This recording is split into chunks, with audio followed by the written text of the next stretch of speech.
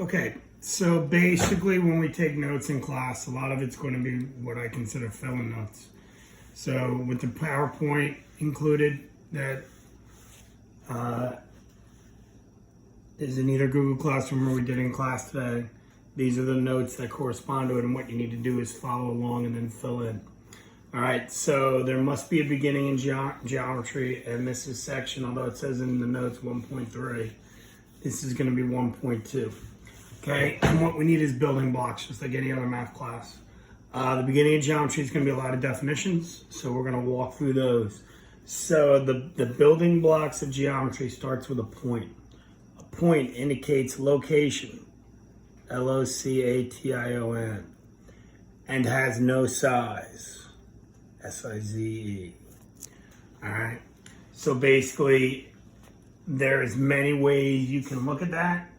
Okay, in terms of, the location, it could be a classroom, it could be the town you live in, any of that, so it doesn't really have a size.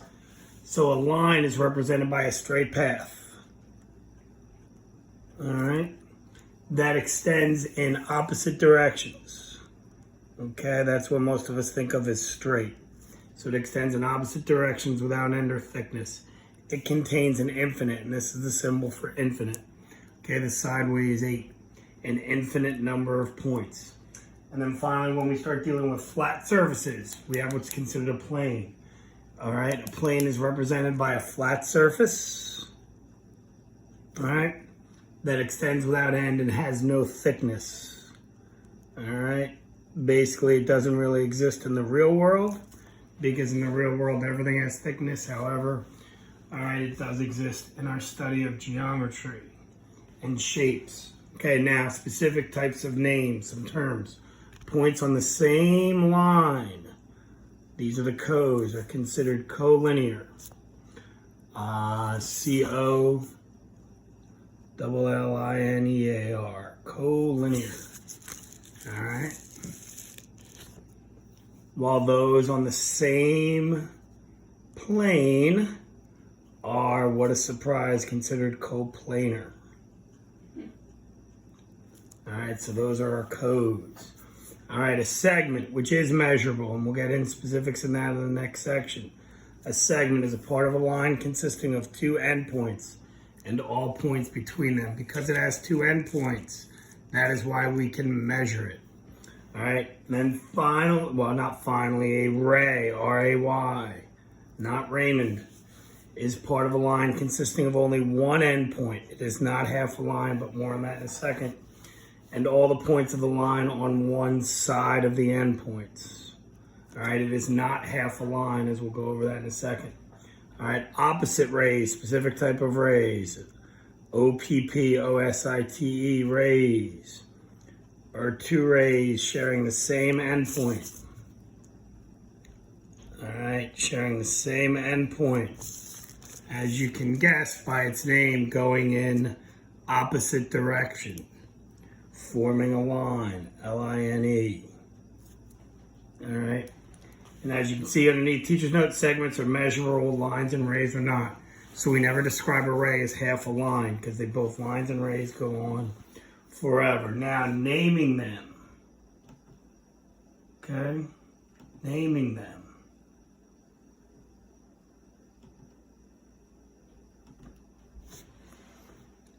All right, what are the two ways to name QT? So QT is a line.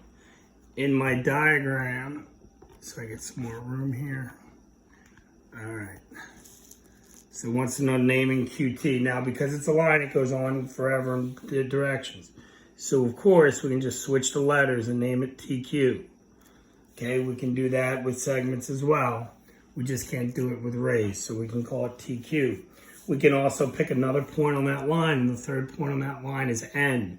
So we could call it NQ. Okay? Or TN. So you can name a line with any points found on that line. All right? And a final way, if you look, see the small letter N, that's how we name lines as well. We'll go through that later when we deal with parallel lines and the such. So we can call it line M. Now, what are the two other ways, little mistake, to name plane P? So this is with the little letter. Now, okay, when you do that, you have to do it with 3 letters. And those 3 letters all have to be on that surface. So CP, N's not on it, and T's not on it. That's the visual description. So the 3 letters are 4 letters actually are V, R, Q, and S. So you can pick any of those you can pick any of those letters. So we can call it plane VRQ. They don't have to be on the same line.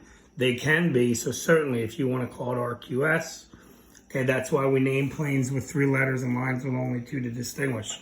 So we're never going to name a line with 3 letters. We only name it with 2. So plane VRQ, plane RQS, and again, they don't have to be on the same line, so it can be SQV. Okay, what are the names of 3 collinear points? So points on the same line. Now, if you look at that and looking at the description, okay, that's going to be R, Q, and S. And those are the only 3 that are on the same line. Okay, V and R are collinear, V and Q are collinear, but they're not on the same line with the others. What are the names of 4 coplanar points? Okay, now we're going to name them all. So R, Q, S, and V. Again, with 3-dimensional figures, we're going to spend time dealing with this, but T and N are not on that plane. All right, so naming segments. Okay, now we name segments with rays and lines with 2 lines. So what are the names of the segments in the figure at right? All right, so one of them is DE. Okay, so one of them is DE. It could also be ED if you want to switch the letters. Another one is EF. Again, those are different line segments now. Notice when I name them, I don't put arrows. When I name lines, I put arrows on the top. When I name segments, I do not. All right, and then finally, the bigger one, which would be DF or FD. Again, you can switch the letters, okay? So, all right, so that would be DE, EF, and DF. What are the names of the rays in the figure right now? We start naming a lot of things, okay? So, we can start with D. And there's how we name a ray, with the 1 arrow going in the direction from D. So it could be DE. Now, DE and DF are the exact same ray. So there's DE, all right? And there's DF. So they're going in the same direction, so we're not going to repeat ourselves. So you can go with DE or DF, but not both. Now, when I go to E, I can go ED, which is going down to the left. Okay, so I can go ED. Or I can go with EF. Okay, that's going up to the right. All right. So then when I come to the next one, when I go to F, now I'm going to be going in the other direction. So that's going to be FE, all right, and FD. All right. Now, are these the same line, the same ray? Yes. So as a result, you would only name one of them. So you do not include FD, because FE and FD are considered the same. Notice also EF and FE are not the same thing because they have different endpoints. Which of the rays in part B are opposite rays? Well, to get opposite rays, you need to point an entire line going in both directions.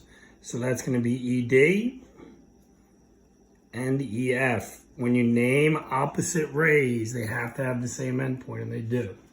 All right, now, perhaps something new, the next set of notes. So hopefully that's a little bit of a review. If it's not, feel free to ask any questions or message them. All right, a postulate or axiom, AXIOM, is an accepted statement of fact, which means we're not going to prove it. For those of you not aware, we're going to do proofs this year in geometry. We're going to do quite a bit of them.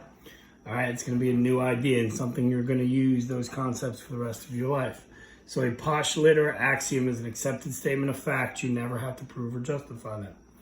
These will serve as building blocks for what we call theorems, THEOREMS, theorems, which we will have to prove and use in proofs. All right, so the first one of these, postulate 1.1, through any 2 points is exactly one line. All right, And we say 1 because two lines on top of each other are considered the same line. Postulate 1, 2, if two lines intersect, then they intersect in exactly 1 point.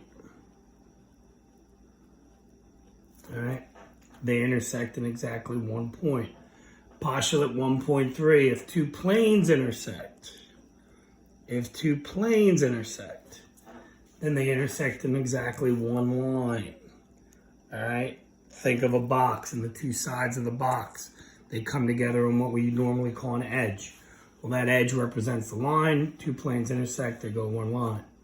And then last, 1.4, through any 3 non-collinear points. All right? Non-collinear points, there is exactly 1 plane. All right? Because again, a plane is like a two-dimensional line, and then it goes on forever. Now, an example of this, so postulate 1.1 and 1.2 can be found in hopefully something you remember from last year in which you solve systems. All right? Now, the first way you learned how to solve a system was by graphing. All right? So negative 2x plus 8. All right? So negative 2x plus 8, I'm going to go to 8, which is my y-intercept, so 0, 8. So I plot that. All right, and then negative 2x. Remember, the slope is the coefficient of x, m, negative 2 over 1. Slope's negative, so it goes down 2 and over 1. All right, so those are my 2 points. I'm then going to use my straight edge. And I'm going to connect them with my line. So there's negative 2x plus 8. 3x minus 7. Y-intercept's negative, so I'm going to start at 0, negative 7. The slope now is positive, so I'm going to go up 3 and over 1. 1, 2, 3 and over 1. 1, 2, 3 and over 1. 1, 2, 3 and over 1. All right, if you want to plot more points because you don't trust yourself, feel free.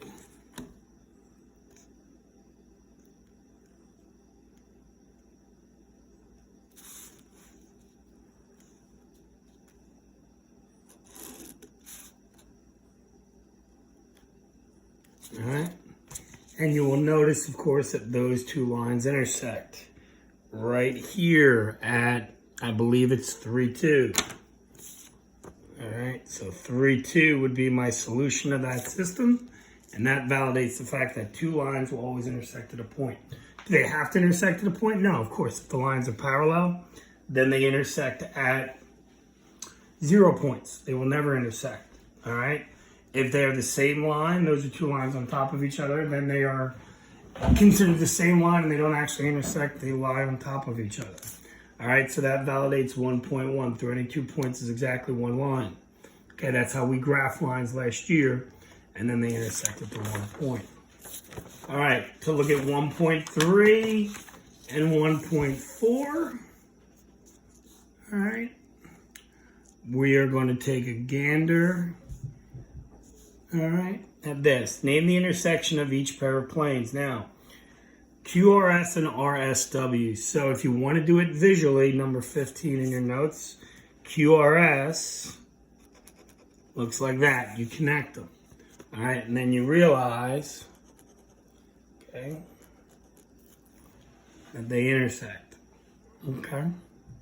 And then RSW is RS and W.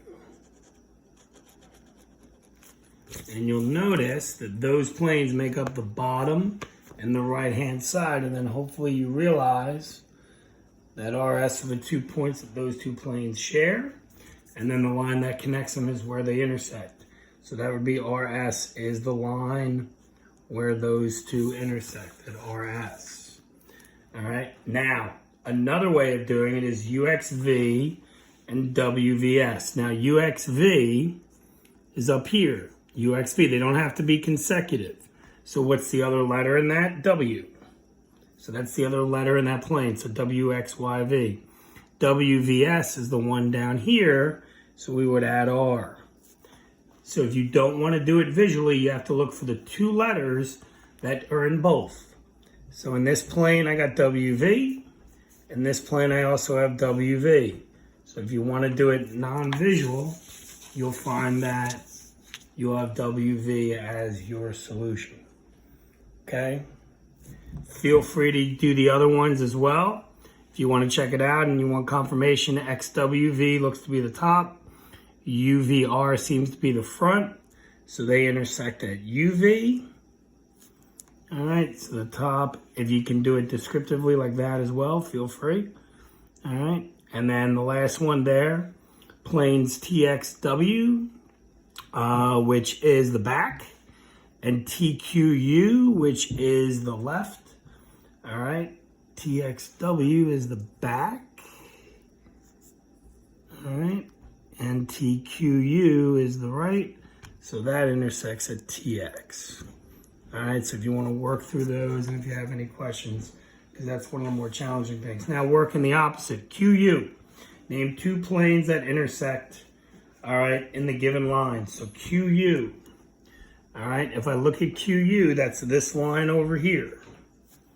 All right, and you can pick any letters that are there. So QU appears to be in the front.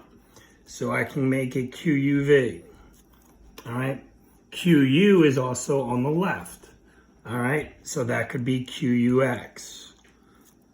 All right, same thing with like TS for number 20. TS is in the bottom and the back. So when I do TS, I can do TSR, and then TS is also on the back part, so I can go TSW. All right, so we're working in reverse. And then the last part of this, copy the figure, shade the plane that contains the given points. RVW is the right. All right, so they would ask you to just shade it in like such. All right.